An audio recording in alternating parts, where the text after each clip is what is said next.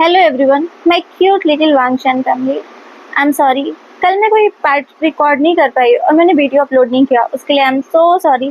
तो चलिए अब हम आज देर ना करते हुए we want to love my queen का नेक्स्ट पार्ट स्टार्ट करते हैं। Let's start. पार्ट में हमने देखा था कि मैडम यू वुशियान के कक्ष पर आई थी और उन्होंने वांगजी से उसका नाम पूछा था और वांगजी ने बहुत ही शालीनता से अपना नाम लान वांगजी बताया था। अब उससे आगे मैडम यू उनके चेहरे पर दुखी भाव थे। उन्होंने कहा, आई एम सॉरी वांगजी, अभी जो कुछ भी हुआ थोड़ी देर पहले रॉयल कोर्ट में। वांगजी ने शांति से कहा, योर हाइनेस, इसमें आपकी कोई गलती नहीं है, तो फिर आप सॉरी क्यों कह रही हैं? मैडम यू ने स्माइल किया और कहा, वांगजी, तुम बहुत अच्छे इंसान हो, तुम्हें यहाँ किसी चीज से डरने की जरूरत नहीं है, यहाँ तुम्हें प्रोटेक्ट करने के लिए मैं हूँ। तभी वांगजी ने वुशियान की ओर देखा और कहा, योर हाइनेस, क्या मुझे दूसरा रूम मिल सकता है? मैं एक ही रूम में इसके साथ नहीं रहना चाहता। वुशियान ने पीछे से कहा, बिल्कुल नहीं। पर मैडम वुशियान की ओर घूमी और उन्होंने पूछा, क्यों नहीं? वुशियान ने कहा, माँ, ये मेरा ओमेगा है। तो मैडम यू ने भी कहा, अगर ये तुम्हारा ओमेगा है तो तुम इससे शादी क्यों नहीं कर रहे? तो वुशियान ने कहा, माँ, मैं ग्रैंडमा के शब्दों को डिनाई नहीं कर सकता। तो मैडम ने कहा, और तुम मेरे शब्दों को डिनाई कर सकते हो? वुशियान ने सिर चकराते हुए कहा, नहीं माँ, ऐसा बिल्कुल नहीं है। मैडम यू वांगजी की ओर घूमी और कहा, तो फिर ये आज से सेपरेट रूम में रहेगा और तुम मुझसे आर्ग्यू नहीं कर सकते। वहीं वांगजी के चेहरे पर एक स्मित था। उसने वुशियान की ओर देखा और फिर मैडम यू से बोला, योर हाइनेस, और साथ ही मैं अपनी माँ के लिए एक खत लिखना चाहता हूँ। मैडम यू ने कहा, हाँ, तुम उन्हें कल खत लिख सकते हो। अभी चलो, मैं तुम्हें तुम्हारा रूम दिखा देती हूँ। वांगजी ने नोट किया और उसने अपनी गेज नजरों को वुशियान की ओर दिया और अपने मन में कहा, बी वुशियान, मैं तुमसे पूरे दिल से नफरत करता हूँ। वहीं वुशियान ने अपने मन में सोचा, इसकी नजरों में मेरे लिए सिर्फ नफरत है, पर मुझे क्या, मुझे इससे कोई मतलब नहीं, और वैसे भी वह अब सिर्फ मेरा है। इसी तरह तक सिर्फ 3 महीने बीत गए और इसी तरह वांगजी ने जियांग महल में रहना शुरू कर दिया। उसने दादी और वुशियान को छोड़कर अन्य परिवार के सदस्यों के साथ दोस्ताना तरीके से बात की और वेंचिंग के लिए उसने वास्तव में कभी भी उसके साथ बातचीत करने की कोशिश नहीं की, क्योंकि वह वुशियान के व्यक्तिगत मामलों की परवाह नहीं करता। उसने वुशियान से दूर रहने के लिए हर संभव कोशिश की। वह यहाँ से भागना चाहता था, लेकिन वह भाग नहीं सकता, क्योंकि वह जानता है अगर उसने कोशिश की तो वुशियान निश्चित रूप से उसके पूरे लान साम्राज्य को नष्ट कर देगा। उसने अपनी माँ को इस स्थिति के बारे में बताया, लेकिन उसने अपने माता पिता से झूठ बोला कि वह राज्य की सुरक्षा के लिए वुशियान से शादी करने जा रहा है, जबकि वास्तव में वह यहाँ बिना शादी के रह रहा है। वांगजी के पास महल में करने के लिए कोई काम नहीं है, इसीलिए वह सिर्फ जियांग राज्य में घूमता रहता है और आश्चर्य की बात यह है कि वह राज्य के लोगों के साथ बहुत अच्छी तरह से जुड़ रहा है। लोग उसकी अधिक से अधिक प्रशंसा करने लगे हैं और कभी कभी वह लोगों की यथासंभव मदद भी करता था। दूसरी तरफ वुशियान वांगजी के हर व्यवहार को नोटिस कर रहा था। उसने वांगजी के बारे में हर जानकारी देने के लिए एक निजी शैडो रक्षक नियुक्त किए थे। वह वांगजी से प्यार नहीं करता, लेकिन वह नहीं चाहता कि वांगजी उसके पास से चला जाए। उसके पास किसी से प्यार करने का समय नहीं, क्योंकि उसका दिल अब पत्थर का बन चुका है। फिलहाल वे शाही दरबार में किसी बात पर बहस कर रहे हैं। वांगजी ने वुशियान से कहा, राजा वुशियान, आपके नेता गरीब किसानों को धमका रहे हैं और वे उन पर अत्याचार कर रहे हैं। वुशियान इससे फ्रॉन हो गया, पर वांगजी ने कहा, किसानों की नदियों का पानी इस्तेमाल करने का पूरा अधिकार है, लेकिन आपके मंत्री उनका पानी बंद कर रहे हैं, ऐसे वे कैसे जिंदा रहेंगे? उन्हें न्याय चाहिए। तभी मैडम वाउशिशन ने कहा, तुम्हें यहाँ बोलने का अधिकार नहीं है, लान की ओमेगा, तुम हमारे मामले से दूर रहो। तुम सिर्फ एक राजा के लिए लाई हुई चीज हो और उसने तुम्हें अपने पास रखा और कुछ नहीं। ऊंची उड़ान भरने की कोशिश मत करो। वहीं वुशियान, उसे भी वांगजी की बातें सुनकर गुस्सा तो आया, लेकिन जब उसकी दादी ने यह कहा तो उसने खुद को नियंत्रित कर लिया। वांगजी ने जब यह बात सुन कि कैसे बाउशन चरण जब बहुत सारे लोगों के सामने यह बात कह रही हैं, वह खुद को बहुत अपमानित महसूस कर रहा था। उसने कहा, ओल्ड लेडी, आप बीच में क्यों बोल रही हैं? भले ही मैं राजा के लिए एक रखी हुई चीज हूँ, लेकिन ये किसान राजा के गुलाम नहीं है। उन्हें न्याय मांगने का हक है, वे समान लोग हैं। वही भूषण, उसके अंदर एक अनजान सी भावना महसूस हुई। उसने स्वीकार किया कि वांगची उसके लिए कोई चीज नहीं है। उसने अपने आप से कहा, प्लीज वांगची, ऐसा मत कहो, तुम मेरे लिए कोई चीज नहीं हो। पर तभी बाउशन चरण ने कहा, तो फिर तुम उनका प्रतिनिधित्व क्यों कर रहे हो? यह मत भूलो कि तुम कहाँ से आते हो। वांगजी ने उपहास किया और कहा, मैं बहुत ही सम्मानित और दयालु परिवार से आता हूँ। हमने कभी भी किसी ओल्ड लेडी के लिए पानी बंद करने की कोशिश नहीं की। बाउशन चरण अपनी जगह से खड़े होते हुए बोली, तुम्हारी हिम्मत कैसे हुई? पर भूषण ने उन्हें बैठने का इशारा किया और उसने शुयांग से कहा, जनरल चू इस मामले की जांच करें और अगर वह जो कह रहा है वह सच है तो पानी की आपूर्ति को शुरू करें और प्रत्येक आरोपी मिनिस्टर को पत्थर तराशने की सजा के साथ 20 साल के लिए जेल भेजें।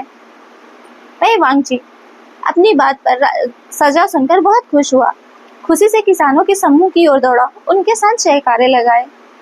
वही भूषण वांगची की खुशी को देखकर मुस्कुराया। मैडम यू, उन्होंने भी ध्यान दिया और अपनी याद में कहा, बहुत समय हो गया जब मैंने भूषियान को मुस्कुराते हुए देखा था। वहीं बाउशन शरण का ध्यान भी भूषियान की मुस्कान पर गया। उन्होंने अपने मन में सोचा, मुझे कुछ तो करना होगा। वहीं अब वेंचिंग के रूम में दादी माँ बाउशन चंद्रन वेंचिंग को बोल रही थी कि तुम दोनों की शादी को 14 साल की उम्र में हुई थी और अब तुम्हारे रिश्ते को 12 साल हो गए हैं। फिर भी तुम्हारा रिश्ता पति पत्नी जैसा क्यों नहीं हो बन पाया है?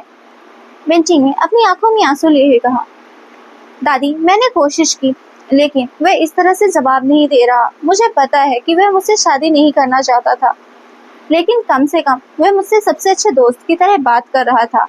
लेकिन अब उसने वह भी बंद कर दिया है। तभी दादी माँ ने कहा, मेरे पास समाधान है। वेंची ग्रैंडमा की ओर देखी तो ग्रैंडमा ने कहा, हमें उस लान ओमेगा को तुम्हारे पति से दूर करना होगा। वह तुम्हारे हस्बैंड को तुमसे चुराने की कोशिश कर रहा है। अपनी आंखें खोलो वेंचिंग। वेंचिंग ने एक क्षण के लिए सोचा।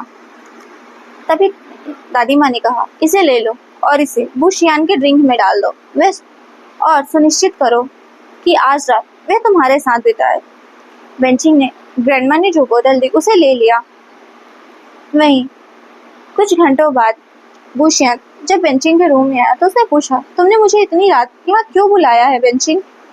वेंचिंग ने इसकी ओर देखा और कहा, बुशियान आजकल तुम मेरे साथ पर्याप्त समय नहीं बिता रहे हो। क्या तुम हमेशा नहीं कहते थे कि मैं तुम्हारी सबसे अच्छी दोस्त हूँ? फिर क्यों? क्या इसलिए कि तुम्हें नया खिलौना मिल गया है तुमने मेरे पास आना बंद कर दिया? भूषण, उसके चेहरे पर कोई भाव नहीं थे, पर उसने कहा, वह कोई खिलौना नहीं है वेंचिंग। तभी वेंचिंग ने कहा, फिर वो कौन है? वह तुम्हारी वाइफ नहीं है, कोई खास इंसान नहीं है, वो इस महल में कुछ भी नहीं है भूषियान, वो तो बस यहाँ मुफ्त में रह रहा है। वहीं भूषियान उसने अपने पोकर फेस के साथ कहा, क्या तुम्हारा काम हो गया? क्या मुझे यहाँ से चले जाना चाहिए? भूषियान ने अपना पोकर फेस बनाए रखा। वह नहीं दिखाना चाहता कि लिसा की बातें उस पर असर डाल रही हैं। वह वांगची के बारे में यह सुनकर क्रोधित हो रहा है। वह यह स्वीकार नहीं करना चाहता कि उसके मन में वांगची के लिए पहले से ही एक नरम कोना विकसित हो गया है। वेंचिंग ने भूषियान को बैठने का इशारा किया और कहा, चलो हम साथ में ड्रिंक करते हैं, फिर तुम जा सकते हो। वहीं भूषियान बैठ गया और उसने वेंचिंग ने जो ड्रिंक उसे सर्व की थी उसे पी लिया। वेंचिंग ने अपने मन में सोचा, मेरे पास कोई दूसरा विकल्प नहीं था भूषियान, मेरे उस ओमेगा से कोई दुश्मनी नहीं है, लेकिन अपने आपके हमेशा मेरे स्पष्ट को स्वीकार कर दिया। भले ही मैं तुम्हारी पत्नी हूँ और तुमने उसे मार्क किया, तुम उसे अपनी दूसरी पत्नी बना सकते हो, लेकिन मुझे मेरे अधिकार देने नहीं भूल सकते। आई एम सॉरी। वहीं भूषियान उसे चक्कर और गर्मी सा महसूस होने लगा। वह खड़ा हुआ और चलना चाहता था, लेकिन लड़खड़ा गया। वेंचिंग ने जल्दी उसका हाथ पकड़ लिया और कहा, आज रात यहीं रुको। उसने बहुत ही मोहक आवाज में कहा, पर बुशियान ने कहा, नहीं मुझे जाना है। वो 2 कदम चला लेकिन फिर से लड़खड़ा कर गिरने लगा। वेंचिंग ने अपना हाथ आगे बढ़ाया और कहा, मुझे तुम्हारी मदद करने दो। बुशियान, जिसका दिमाग चकरा रहा था, उसने कहा, नहीं मैं जा रहा हूँ, मुझे उसके पास जाना है। वही वेंचिंग ने अपने मन में सोचा, तुम अभी भी उसके बारे में सोच रहे हो। वे बुशियान को अपने बिस्तर पर ले गई और बोली, आज मुझसे प्यार क्यों नहीं करते, कल उसके पास जा सकते हो। वही बुशियान, वो खड़े होने की पूरी कोशिश की लेकिन नशे में धुत लोगों ने उसे पिंजरे में बंद कर दिया। वही वेंचिंग, फाइनली वो सफल हो गई, वो जो करना चाहती थी। अब 2 दिन बाद वेंचिंग और ग्रैंडमा गलियारे में बात कर रहे थे जब उन्होंने वांगची को उस दिशा में आते देखा। तब ग्रैंडमा ने उसके पास आने तक की प्रतीक्षा की और फिर वेंचिंग से पूछा, तो फिर तुमने अपनी रात किन के साथ बिताई? वेंचिंग ने शर्म से नोट किया तो ग्रैंडमा ने कहा, मुझे खुशी है कि फाइनली तुम अब रानी बनने वाली हो और साथ ही तुमने अगर हमें वारिस दिया तो तुम एक माँ भी बनोगी और हमें हायर भी मिल जाएगा। वहीं वांगजी ने सब कुछ सुना तो लेकिन ज्यादा प्रतिक्रिया नहीं दी क्योंकि वह राज्य के लोगों के समस्याओं की सूची बनाने में व्यस्त था। लेकिन कहीं ना कहीं वह सोच रहा था कि बुशियान ने उसे धोखा दिया है। वह भले ही बुशियान से नफरत करता है और पहले से ही जानता है कि बुशियान की एक पत्नी है, लेकिन अपने कानों से सुनने के बाद उसके दिल में दर्द हो रहा है। शायद इसीलिए क्योंकि उसे बुशियान ने कहीं ना कहीं मार तो किया है। वांगजी सीधे बुशियान के पास चला गया। वहीं बुशियान बालकनी से वांगजी को देखा जो राज्य के लोगों के साथ बात कर रहा था। उसने अपने आप से कहा, मैं खुद को दोषी महसूस कर रहा हूँ वांगजी। हालांकि मुझे पता है मुझे नशीला पदार्थ दिया गया था, हालांकि वह मेरी कानूनी पत्नी है, फिर भी मैं दोषी महसूस कर रहा हूँ। मैं ऐसा नहीं चाहता था वांगजी। वहीं जब बुशियान गलियारे में टहल रहा था तो उसने 2 सैनिकों की बातों को आपस में सुना जो बात कर रहे थे राजकुमार वांगजी के बारे में। उन्होंने कहा, राजकुमार वांगजी इस तरह अपना समय यहाँ क्यों बर्बाद कर रहे हैं? तो दूसरे ने कहा, शायद इसलिए क्योंकि हमारे राजा बुशियान इन्हें यहाँ से जाने नहीं दे रहे। तो दूसरे ने कहा, पर एक ओमेगा का बिना शादी के इस तरह कैसे रह सकता है यहाँ?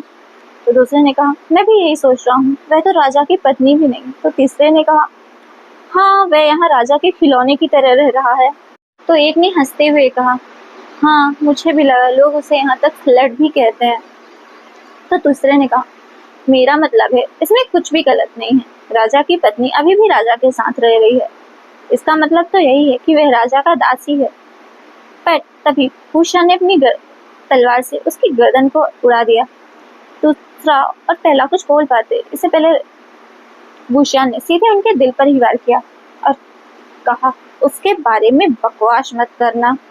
बुशियान की आंखें गुस्से से भरी हुई थी। वह यह सब सुनकर बहुत क्रोधित था। वह वांगजी के बारे में कुछ भी बुरा नहीं सुन सकता, लेकिन क्यों? वांगजी का अस्तित्व उसे परेशान क्यों कर रहा है? क्या उसने लान को नियंत्रित करने के लिए वांगजी को अपने महल में रहने का फैसला नहीं किया था?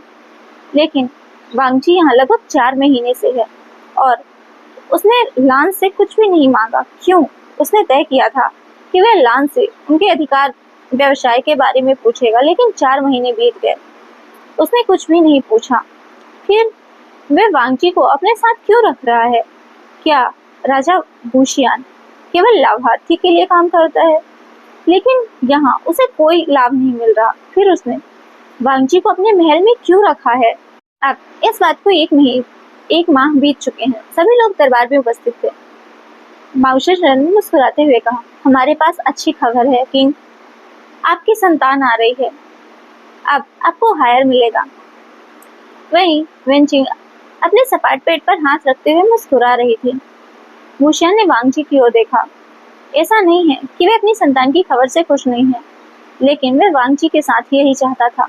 उसने अभी भी वांगजी के प्रति अपनी नरमी स्वीकार नहीं की थी, लेकिन उसके दिल में वांगजी उसके साथ था।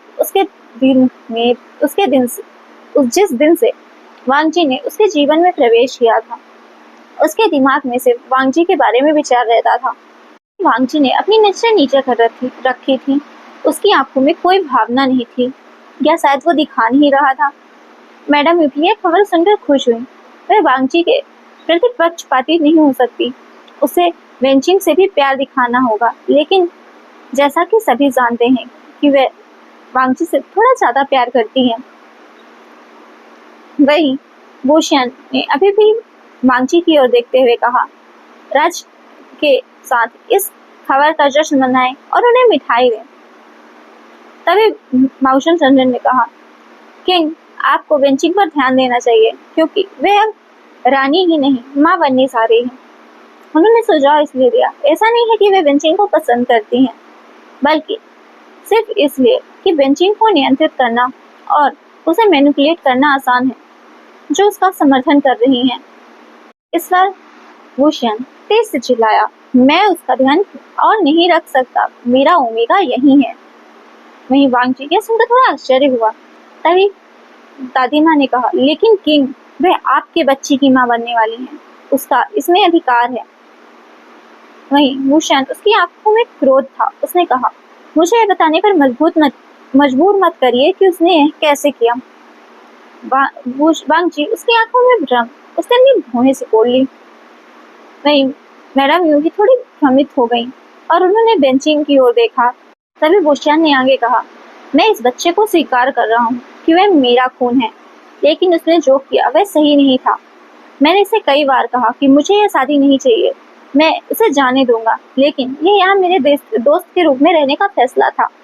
हम दोनों की शादी करने के लिए हम दोनों को ही मजबूर किया गया था, लेकिन मैं इसके साथ रहने की अपनी जिम्मेदारी लेता हूँ। पर इसने जो किया, उसने मुझे नशीला पदार्थ क्यों दिया? मैडम एकदम शॉक्ड हो गई। वहीं वेंचिंग की आंखें नम हो गई। यह सच था कि बोशियान ने उसे कई बार कहा था कि उसे कोई ऐसा व्यक्ति ढूंढना चाहिए जो उसे प्यार करे, जो उसे जाने, उसे सच में खुशी दे, लेकिन वह उसे छोड़ना नहीं चाहती थी। पहले तो उसे भी जबरदस्ती शादी करनी पड़ी, लेकिन बाद में उसे बोशियान से प्यार हो गया। तब दादी ने कहा, किंग, वह सब कुछ बीत चुका है, हम इस तथ्य को नहीं बदल सकते कि तुम्हारा खून कुछ ही महीनों में आने वाला है और वह कानूनी रूप से तुम्हारी पत्नी है, तो फिर तुम्हें इसे मार्क करने में क्या बुराई है? भूषण ने चिल्लाते हुए कहा, मैंने कहा ना, मैं कभी न उसे मार्क नहीं करूंगा। भूषण ने अपनी दादी पर चिल्लाते देख कोई हैरान रह गए, क्योंकि यह पहली बार था जब भूषण ने अपनी दादी माँ की किसी बात को मानने से मना किया था। फिर उसने कहा, मैं अपने बच्चे का ख्याल रखूंगा, वह उसकी माँ होगी, लेकिन मेरी ओमेगा कभी नहीं। मैंने हमेशा उसे अपने अच्छे दोस्त की तरह माना, पर अपना ओमेगा कभी नहीं माना। और मैंने आपसे भी कहा था कि मेरे पास पहले से ही एक ओमेगा है। उसने चिल्लाया। उसने अपनी भावनाओं को स्वीकार नहीं किया, लेकिन उसका दिल किसी और को अपना ओमेगा नहीं चाहता। तो गाइस, आज के लिए इतना ही। मिलते हैं कल। Bye bye.